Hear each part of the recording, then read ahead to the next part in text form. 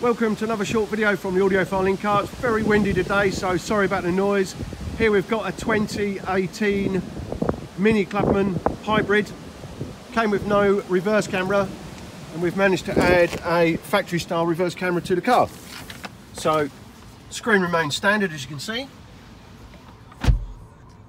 We've got the factory PDC showing nicely. I'm just going to engage reverse. Now we've got the camera image, crystal clear. We've got the manoeuvrable grid lines. So if I turn the steering wheel to the right, they move to the right. If I move to the left, they move to the left. Exactly as per the factory camera. And we've still retained the parking sensor display. Going backwards now. And re-engage drive to go back forwards in this super silent hybrid car. So there you go.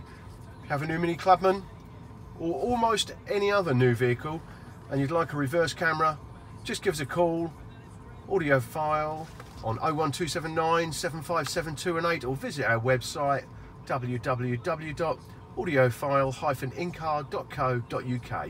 Thank you very much for watching another of our short videos. If you enjoy these videos, then like our YouTube channel and follow us. Thank you very much.